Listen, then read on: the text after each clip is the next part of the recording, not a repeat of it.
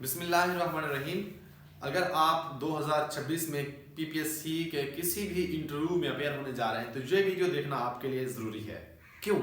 क्योंकि मैं आपको आज अपना पर्सनल जो पीपीएससी का इंटरव्यू है ग्रेड 16 का वो एक्सपीरियंस शेयर करने जा रहा हूँ, और उसके साथ साथ पीपीएससी ने किस तरह अपना जो एक पैटर्न है इंटरव्यू लेने का रुख चेंज होता दिखाई दिया है।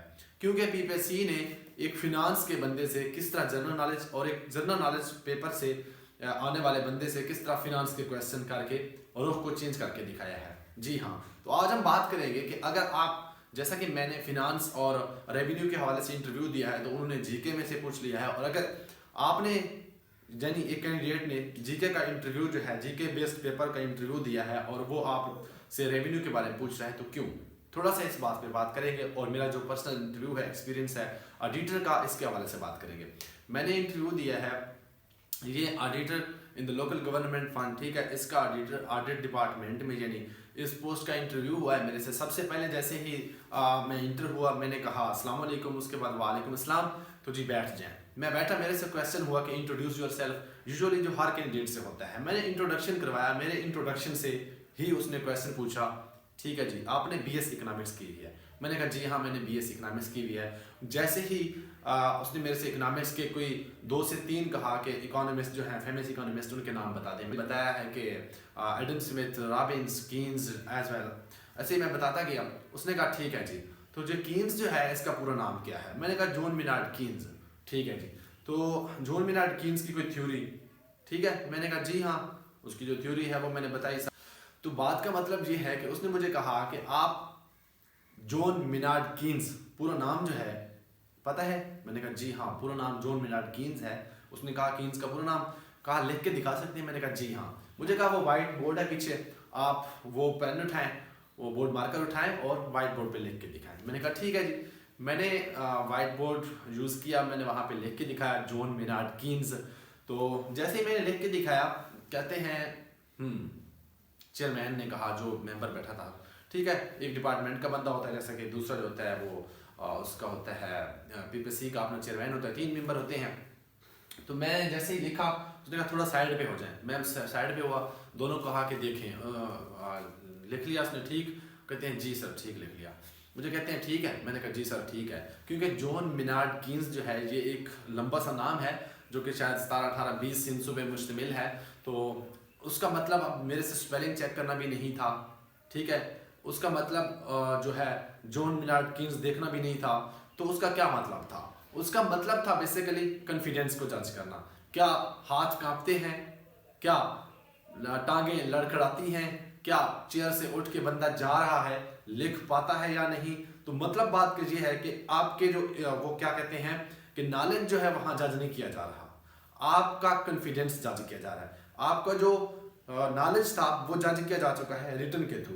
अब आपका जब इंटरव्यू में बुलाया गया है तो इंटरव्यू में आप जैसे ही इंटर होते हैं आपका व्यू देखा जाता है, आपको व्यू किया जाता है कि आप कैसे इंटर हुए हैं, आपका आने का अंदाज क्या था, आप कैसे चल रहे हैं, आपको बैठने का सलीका कैसा है, आप चेयर पे कैसे बैठे हैं, आप हाथों को कैसे बार बार यूं कर रहे हैं, या आप कॉन्फिडेंस के साथ बैठे हैं, आपके जेस्चर्स क्या हैं, आपका आई कांटेक्ट क्या है। तो ये सारी चीज़ें जो है मैटर कर रही थी। वहाँ पे मुझे दोबारा बुलाया गया कि ठीक है आ जाएं। जैसे ही मैं वहाँ से वापस आया, मैंने वहाँ पे वो मार्कर जहाँ जगह थी रखा, उसके बाद मैं चेयर के साथ ऐसे भी रुका ही था। कहते हैं ठीक है जी बैठ जाए आप। मैं बैठ गया। फिर से मेरे से क्वेश्चन किया चेयरमैन ने, फिजिकल पॉलिसी क्या होती है, मॉनेटरी पॉलिसी क्या होती है। मैं जैसे ही बताता गया, एक क्वेश्चन से दूसरा काउंटर क्वेश्चन होते गए, रीज़न क्या थी। जैसे ही मैं एक सही डायरेक्शन में क्वेश्चन बताता था वो नेक्स्ट क्वेश्चन पूछ लेता था, उसको समझ आती थी कि ठीक है जो क्वेश्चन आता है। ऐसे ही 6 से 7 काउंटर क्वेश्चन हुए with in 25 second, I think इतने ही हुए होंगे, ठीक है जी, क्योंकि क्वेश्चन पे क्वेश्चन। उसके बाद कहा कि जी मैडम से कहा कि आप पूछें। मैडम ने मेरे से जो डिपार्टमेंट रेलिवेंट क्वेश्चन थे, यानी ऑडिट क्या होता है, प्री ऑडिट क्या होता है, पोस्ट ऑडिट क्या होता है, ये चीज़ें पूछी। अब उसके पूछने की वजह जो थी वो डिपार्टमेंट की भी हो सकती है, और दूसरी रीज़न उसने अपनी तरफ से पूछ के मुझे जज किया कि मैं उसको किस अंदाज में जवाब दे रहा हूँ। और मज़े की चीज़, एक कैंडिडेट ने वही क्वेश्चन पूछे, सेम दूसरे कैंडिडेट ने वही मेंबर ने वही क्वेश्चन पूछे मेरे से, प्री ऑडिट क्या होता है, पोस्ट ऑडिट क्या होता है। अब मैंने एक को डेफिनेशन सुनाई, मैं अपनी तरफ से इंग्लिश में कंसेप्ट भी था, रट्टा भी लगाया हुआ था, pre audit is the examination of financial transaction before the disbursement of fund.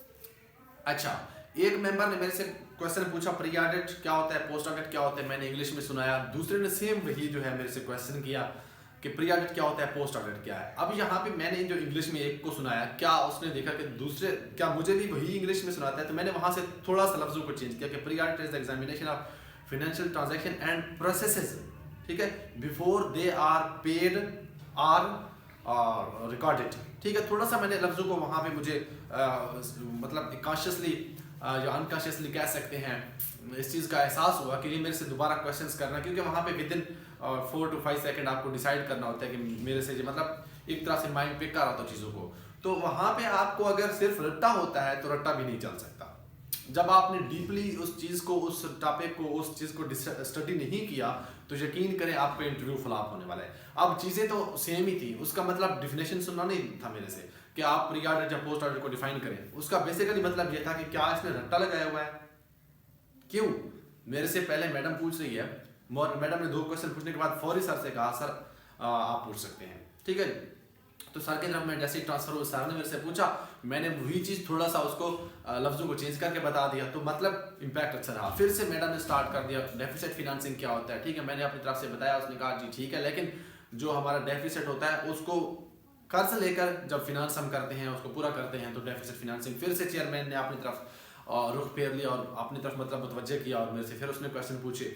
तो उसने मुझसे क्या पूछा, नेपोलियन कौन था, उसके बाद अलेक्जेंडर द ग्रेट, मैंने अभी यही बोला था अलेक्जेंडर द ग्रेट 327 BC, यही मैं अभी बोल ही रहा था कि चेयरमैन ने फिर से नेपोलियन का पूछा। मैंने कहा फ्रेंच प्रेसिडेंट, और इस तरह से मैं अभी बता ही रहा था कि 1-2 लफ्ज मेरे ज़बान से निकला था कि तीसरा क्वेश्चन, चौथा क्वेश्चन एंड सो ऑन, ठीक है।